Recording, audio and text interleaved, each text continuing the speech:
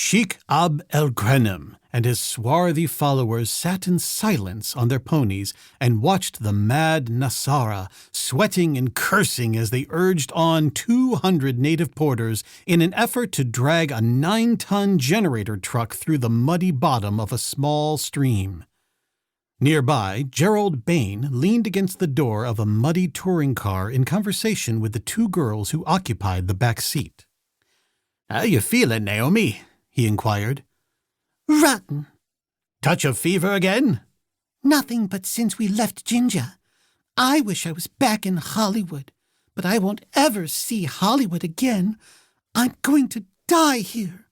"Ah, shucks. You're just blue. You'll be all right."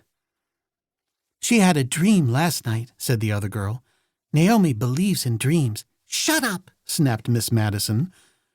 "You seem to be pretty fit, Rhonda," remarked Bain. Rhonda Terry nodded. "I guess I'm just lucky."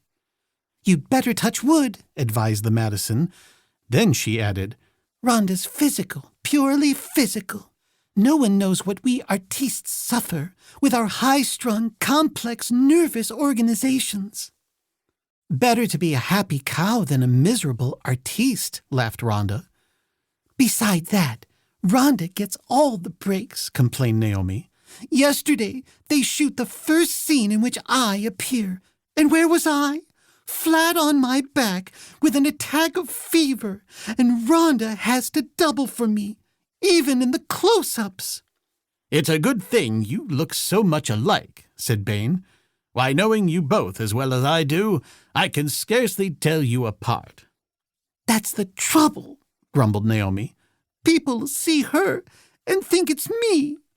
"Well, what of it?" demanded Rhonda. "You'll get the credit." "Credit?" exclaimed Naomi. "Why, my dear, it'll ruin my reputation. You are a sweet girl and all that, Rhonda, but remember, I am Naomi Madison. My public expects superb acting. They will be disappointed, and they will blame me." Rhonda laughed good-naturedly. "I'll do my best not to entirely ruin your reputation, Naomi," she promised. "Oh, it isn't your fault," exclaimed the other. "I don't blame you. One is born with the divine afflatus, or one is not. That is all there is to it.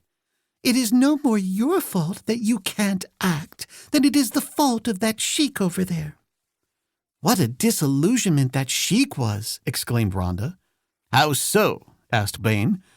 "When I was a little girl, I saw Rudolph Valentino on the screen, and, brothers, sheiks was sheiks in them days." "This bird sure doesn't look much like Valentino," agreed Bain. "Imagine being carried off into the desert by that bunch of whiskers and dirt.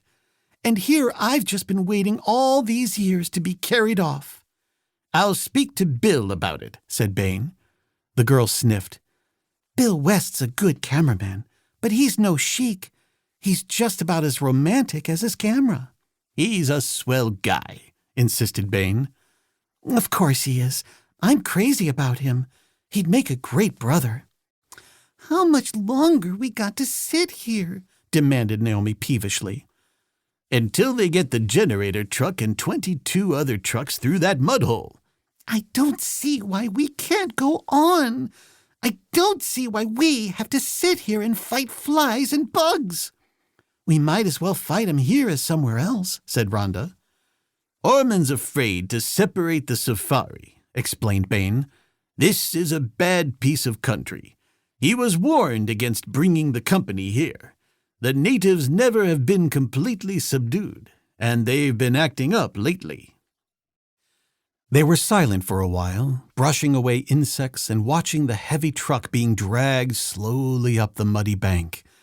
The ponies of the Arabs stood, switching their tails and biting at the stinging pests that constantly annoyed them. Sheikh Ab el-Ghanem spoke to one at his side, a swarthy man with evil eyes. "Which of the Bennett, Atwee, is she who holds the secret of the Valley of Diamonds?" "Billa!" exclaimed Atwee, spitting. "They are as alike as two pieces of jello.